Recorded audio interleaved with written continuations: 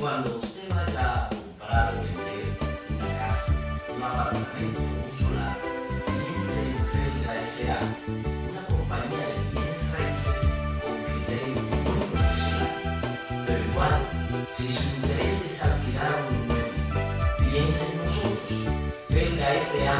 está ubicada en la calle Ramón Santana, esquina Máximo Gómez, en la zona universitaria, con los teléfonos 809-682-7202, 809-688-5593. Recuerde que para comprar, vender o alquilar su casa, piense en Felga S.A.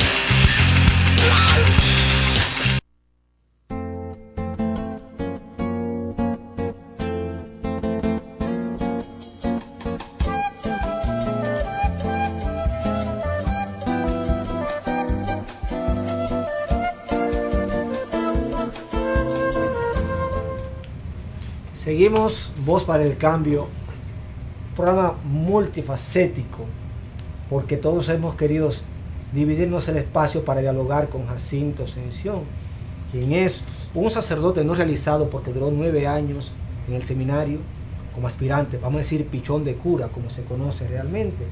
Continuaremos hablando con él respecto de los temas que ha dialogado, lo que él maneja, pero también nuestras propias inquietudes. Como este es un programa de corte duartiano, de origen duartiano, sus orígenes tienen eso, digamos, esas aspiraciones.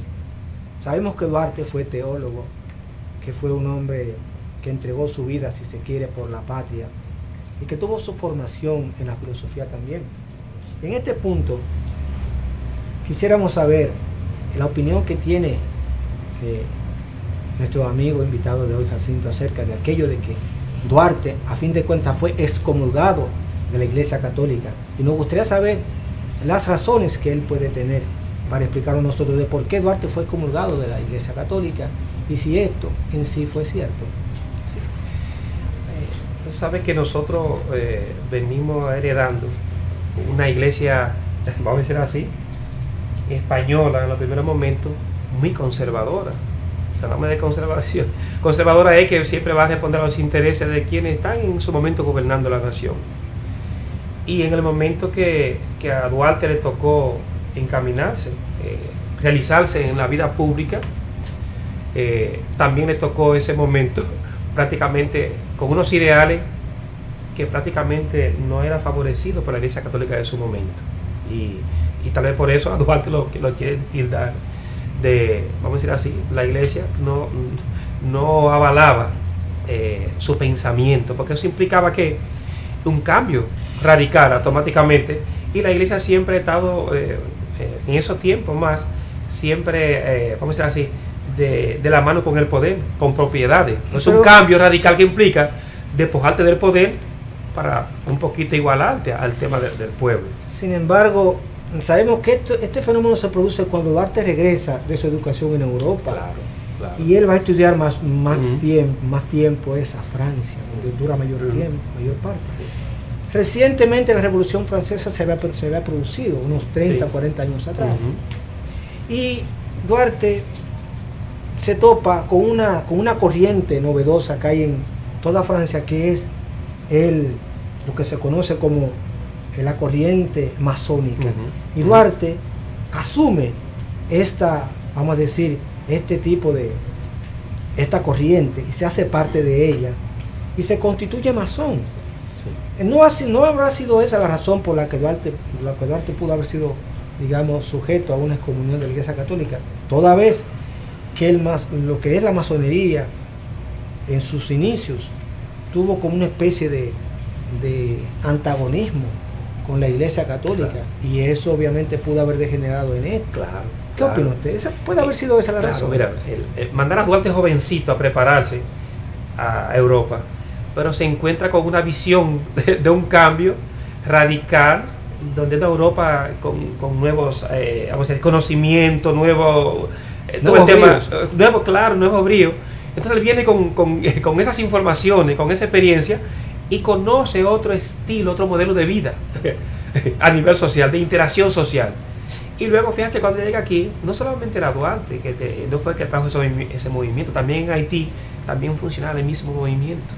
Sí, porque eso es un movimiento a nivel mundial. A nivel mundial. Es correcto. Y de hecho, Duarte iba muy de la mano también con los jóvenes en ese tiempo revolucionario también de Haití. Bueno, en este caso de la parte que es Haití hoy. Y luego es que empiezan a confrontar, no solamente lo ven desde el punto de vista de la iglesia, sino también del Estado en ese momento, las autoridades.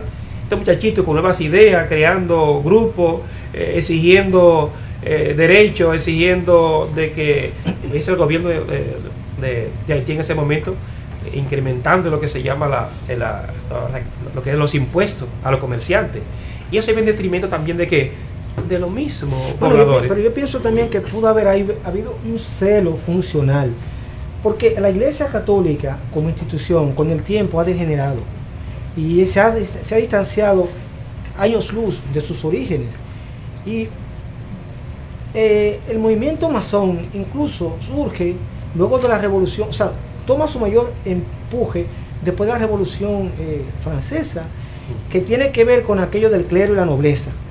Y el derrocamiento del clero y la nobleza en Francia es la que produce la famosa Revolución Francesa, que es un apartamiento total de aquel maridaje que había entre la Iglesia Católica y los gobiernos, porque con el tiempo, y para nadie es un secreto, la Iglesia Católica ha caminado de mano con los gobiernos, no importa si este ha sido opresor o no lo ha sido, siempre ha estado del lado del gobierno.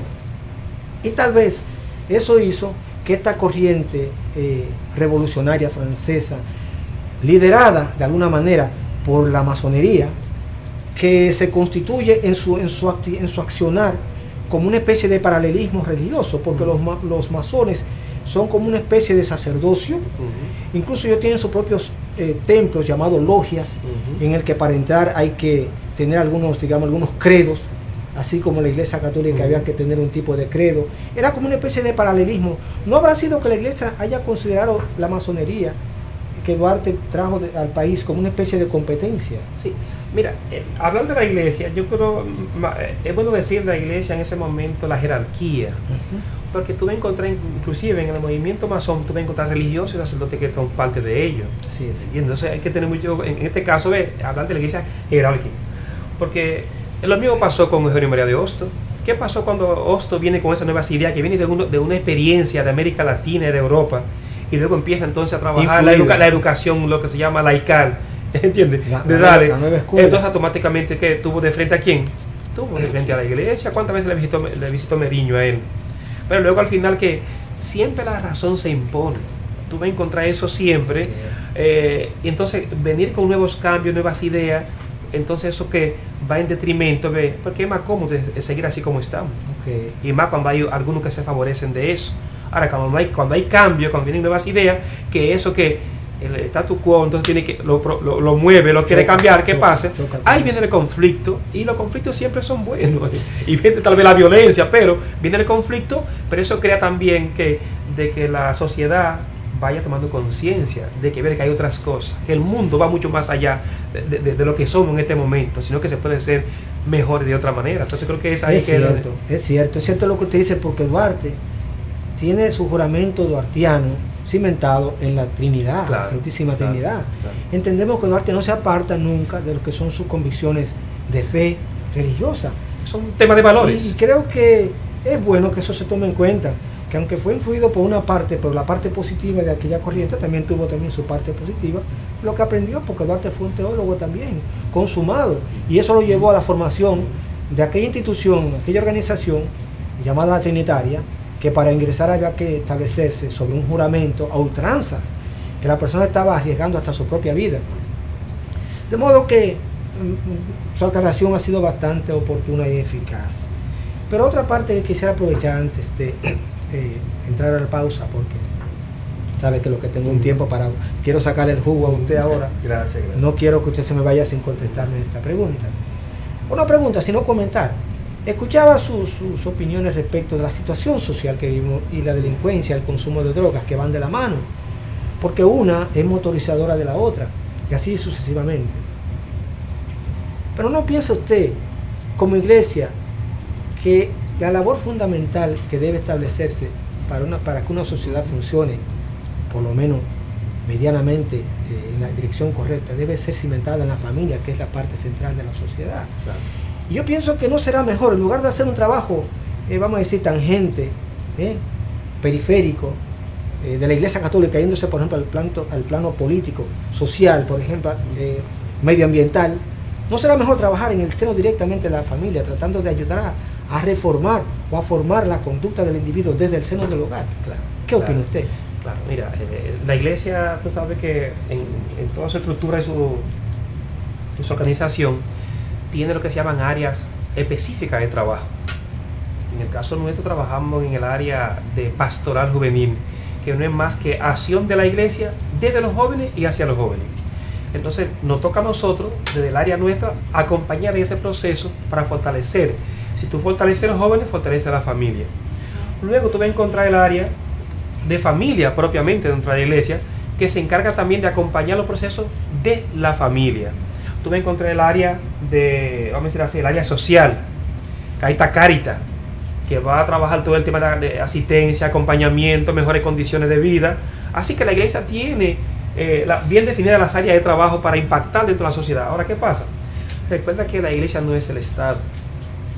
Uno está ahí para promover, para apoyar, pero si no tenemos esas áreas de trabajo que tengan de la mano y que desde el Estado está haciendo un trabajo, entonces nosotros, por más que quisiéramos transformar y acompañar y cambiar, es muy mínimo lo que vamos a lograr, porque es un tema del Estado que tiene que hacer. Lo que estamos haciendo nosotros ahora es porque tal vez el Estado no lo logra en su plenitud, y uno intenta también apoyar y aportar el granito de arena sobre eso, pero es el Estado que le Bien, Jacinto, gracias por tu respuesta, por tu comentario y también por tu presencia aquí. Ya llegamos a la parte final de esta entrevista. Me ha tocado a mí ser el epílogo de tu entrevista. Nos agradecemos realmente que tú estés con nosotros y gracias de verdad por estar en Voz para el Cambio. Vamos a hacer una breve pausa y regresamos con Alfonso Torres para seguir analizando y comentando la cosa pública, la cosa nacional. Regresamos en breve.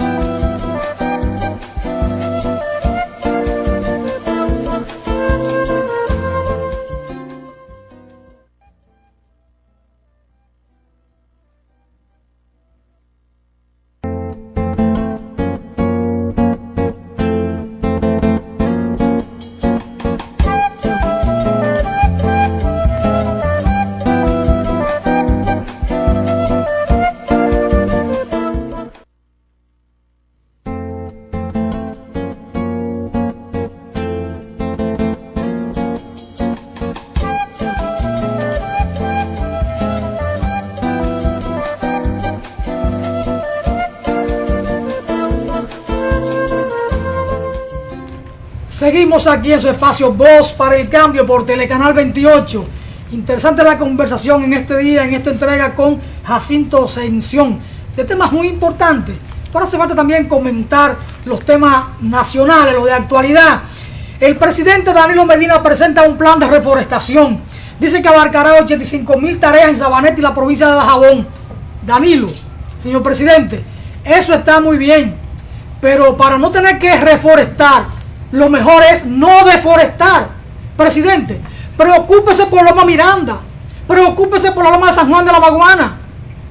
No hay que deforestar. Si no deforestamos, no hay que reforestar. Tan sencillo como eso. Lo de Valle Nuevo hay que resolverlo, pero hay que impedir la búsqueda de oro, la explotación de oro o de las montañas en Restauración, en Maimón, en Cotuí, en San Juan de la Maguana, en Loma Miranda. Presidente, ese es el primer camino, es el mejor camino. Para no tener que reforestar, no vamos a deforestar, señor presidente. Don Jaime, mire, la ciudad de Santo Domingo, el Gran Santo Domingo, el país, está abarrotado de vehículos y cada día será peor la situación. Ahora hubo una feria, Expo Móvil, y se financiaron 5.200 vehículos más que van a entrar a nuestra calle de Dios. Nos fuñimos. Aquí hay una cultura del vehículo privado, de que cada quien quiere un vehículo para seguir contaminando. Naturalmente, es una necesidad, ahí entre comillas, porque el transporte público aquí hace tiempo que fracasó. Y entonces para estos 5.200 vehículos hay un financiamiento de 6.300 millones en crédito en el Banco de Reserva. Don Jaime Meléndez, ¿qué le parece? Bueno, eso es parte del desastre que hay, de la crisis institucional que hay en este país. Porque en este país cualquier persona que, y eso es un mal, eso es un cáncer. Cualquier persona que quiere, como decimos un buen dominicano, comprar un carrito y ponerse a conchar, lo puede hacer, no hay nada que se le impida, ni nadie. Porque no hay en el país una política de regulación del parque vehicular. O sea, aquí cualquiera que viene, y excusen porque no es forma despectiva, cualquiera que viene del campo, porque ya los campos están desolados, y viene a la ciudad, lo primero que piensa es comprarse un carrito y ponerse a conchar. ¿O un motor? O un motor y ponerse a conchar. Pero la pregunta es, ¿sabe el Estado que ese hombre está trabajando en esa labor? No tiene conciencia de ello, no lo sabe. Y si no lo sabe, no puede controlar el volumen del parque vehicular que tenemos nosotros. Es un caso serio que tenemos. No se puede andar en este país. Bueno, don Jaime Meléndez, el ministro de Educación, un hombre que es admirado por Juan Francisco de la Rosa y por este servidor, acaba de decir en La Vega, procurará que el Ministerio de Educación se gane la credibilidad de la población. ¿Qué está confesando? ¿Qué está admitiendo? Y de paso, ¿qué está criticando? Que el ministerio no tiene credibilidad ante la población. Y oiga cómo lo redactan en la prensa. El ministro de Educación, Andrés Navarro, afirmó que una de las principales metas de su gestión es lograr que el ministerio se gane la credibilidad de la población con un manejo transparente y eficiente de los recursos presupuestarios del 4% del Producto Interno Bruto.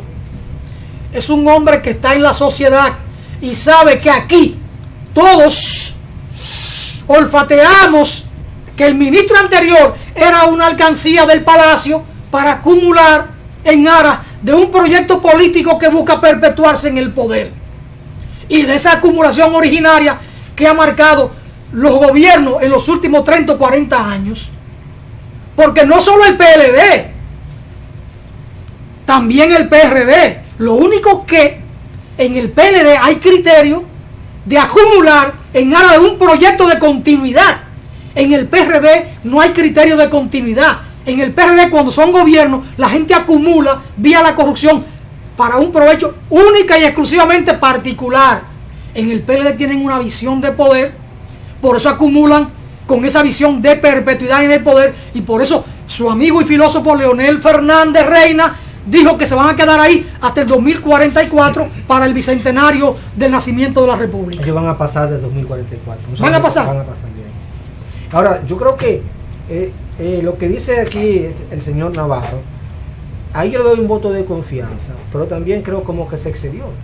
Porque realmente en nuestro país ni siquiera había la ley del 4%, no había sido aprobado. Y eso es un logro del clamor nacional. Eso es creíble. Eso es creíble porque eso es una realidad. Ahora bien, que lo que él dice, si internamente no funciona porque él reconoce que hay muchas cosas que no son transparentes dentro de digamos, la normativa de regulación de la MINER, eso es otra cosa que yo también se la puedo creer. Son 129 mil millones de pesos que va a manejar la MINER para el próximo año. 129 mil millones. ¿Quién le va a fiscalizar eso a la MINER? ¿La Cámara de Cuentas? ¿El gobierno? O sea, el Congreso de la República va a interpelar en caso de... Señores, lo que hizo el ministro pasante, señor Almarante Baré, era suficiente para que estuviera preso. Me refiero por las cosas que hacían sus hijos amparado por él, que andaban en helicóptero y exhibiendo una opulencia increíble. No solo por eso. No, Él pero- arrastra un expediente judicial de cuando estuvo en migración. Pero ya por lo menos la parte ética tiene por lo menos que Y el quitarle presidente eso. lo puso ahí para eso. Usted siempre como que le presiona. Porque usted me quiere plantear ahora como que Danilo No, es ético. Para nada. No, lo que digo Con es... ese ministro anterior, hay un expediente que arrastra de los tiempos de migración, cuando fue ministro de migración en un gobierno de Leonel Fernández, y ese expediente está en la justicia. Y aún sabiéndolo, el presidente Danilo Medina, su querido amigo, lo nombra ahí en educación para manejar todos los cuartos del mundo, más 19 pesos. Mire, cuando usted dice que Danilo Medina es mi querido amigo, la gente puede pensar que comemos juntos, jugamos dominó. Pero que no se pierda la gente. Eso son cosas... En el 83 te juega dominó con Danilo y en Villamella. ¿Eh? Señores, vamos a seguir con esto. Yo almorcé Oiga, con oiga, muchas veces ahí en el Conde, a óigame, 25 óigame cheles. lo que le voy a decir. A 25 centavos, 25 pesos. Por algo había que 25 pesos comenzar. era. Sí, por algo había que comenzar. Y el 4% ha sido un logro, y eso es creíble. Ahora bien, que esto no se aplique como debiera aplicarse, y quizás donde debiera focalizarse, dirigirse los fondos para que tengamos mejores resultados, quizás esa parte ahí sea cuestionable, porque aquí hay que trabajar más que con la clase estudiantil, por ejemplo, es con la formación de los maestros que van a tratar de encauzar la vida, digamos, el valor cognitivo de esa clase que ellos están, ahora mismo adiestrando, que están entrenando. Y no es educar, porque una cuestión es educar, una cuestión es capacitar. Por lo que ellos están preparando como capacitando, no tienen los mejores, digamos, los mejores métodos, los mejores recursos, porque aquí, por ejemplo, en la tanta extendida, para poner un caso, cuando llega la hora del almuerzo, los jóvenes almuerzan, pero después de esa hora, ¿qué hacen? No hay un programa del gobierno con un equipo técnico, con un grupo de artistas, cultura, no hay nada, no hay algo que el estudiante pueda hacer en ese tiempo, lo que va a dormir y a pasar su tiempo ocioso. Es el mismo currículum, pero no hay formación en valores. No la hay. Lo de la tanda extendida es un puente de camino para darle comida y desayuno a los muchachos y mover dinero ahí. Ese es el problema. por Pero eso no hay realmente- un agregado en términos de valores para la formación. Ahí se pierde mucho tiempo. El reto del tiempo, y dinero, mucho dinero. Claro. Por eso es lo que permite don Jaime mover cosas. ¿Sí? Y la gente aquí que nunca ha pasado por una academia de música, pero llega a ser funcionario o un simple director y resulta que de la noche a la mañana es un profesional del piano, tocan una música, mira, Por lo menos aquí...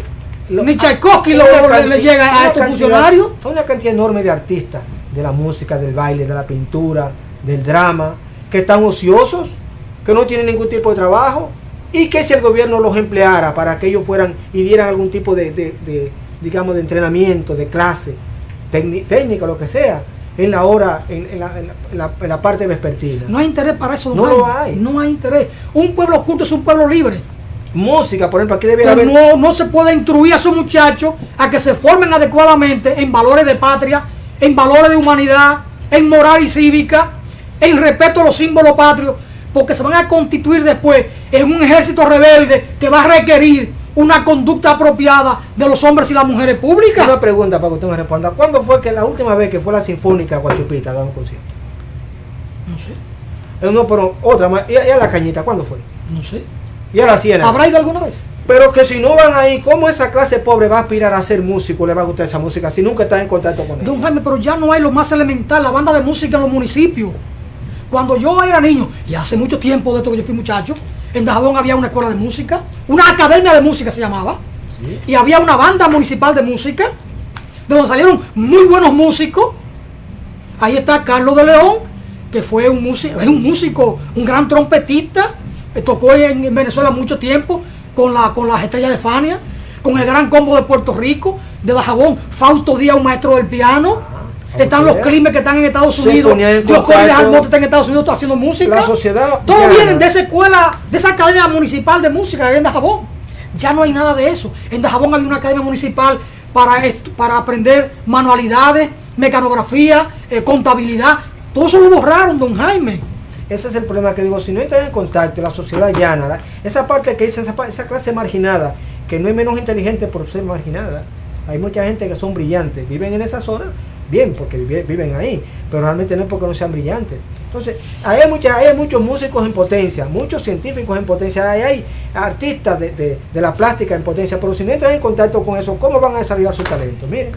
Es difícil. Don Jaime, se nos va el tiempo. Hábleme de Miriam Germán. Miriam Germán, ay, la magistrada del país, la jueza de los jueces, la jueza de los jueces, la jueza del país, La taza de oro. doña Miriam Germán Brito, dice, ahora en la cumbre judicial, la designación de jueces es problema para la independencia de la justicia, porque hay un alto contenido político, dice ella, y solo se beneficia a un partido, y los jueces a veces actúan como Trujillo. ¿Cómo? Yo imagino que no le gustó eso a Mariano Germán. Lo dice, y lo dijo delante de Mariano Germán. Hizo bembita el Eso hombre. le supo a Chicharrón de Chivo a Mariano Germán. Y chicharrón de chivo. A Chicharrón de Chivo le supo eso a Mariano Germán. Usted es un hombre ácido, usted parece de la escuela Juan Francisco. Peligroso. Bueno, Miriam Germán Brito, la jueza del país, dijo cosas muy puntuales, en muy pocas palabras, porque ella la pusieron para comentar algunas intervenciones y fue soltando esas prendas, porque es una mujer rebelde, es una mujer de la justicia. Dice ella, es que la composición del órgano que tiene que designar a los jueces es un órgano enteramente político. Y no es que está malo que sea político, dice ella. Lo grave es ahora que lo designa un solo partido político que tiene el control monolítico de todo, y entonces al final los jueces responden a esa corporación política. Y dice ella, pero aún más, si el ente judicial quisiera ser mínimamente independiente, entonces, dice ella, que vía el presupuesto lo aplastan. No es la palabra que ella usa. Lo voy a leer para no, entonces ¿verdad? No.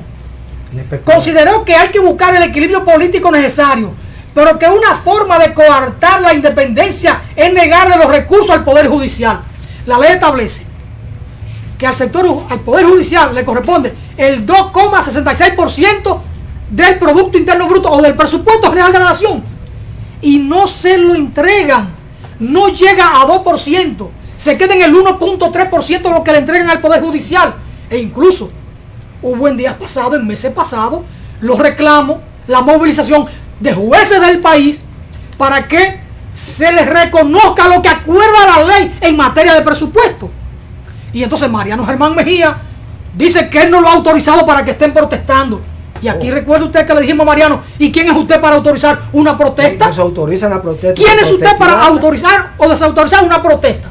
Pero ahora en la cumbre, o día antes de la cumbre, don Mariano Germán Mejía dice como que no le va a temblar el pulso para reclamar que se cumpla con lo que establece la ley en función del presupuesto para la justicia. ¿Usted ahora va a protestar? ¿Usted que le negó esa potestad a los jueces, que son independientes? Una vez un profesional del derecho es nombrado juez o es designado juez, ya es un funcionario independiente, soberano. Pero el presidente de la Suprema dice que no autorizó la protesta. Pero por Dios. Bueno, entonces Miriam Germán ha dicho esas cosas en esta cumbre judicial en la presencia de Mariano Germán Mejía y de muchos jueces del país y jueces invitados. Ahí tembló la tierra. Mira. Dice doña Miriam.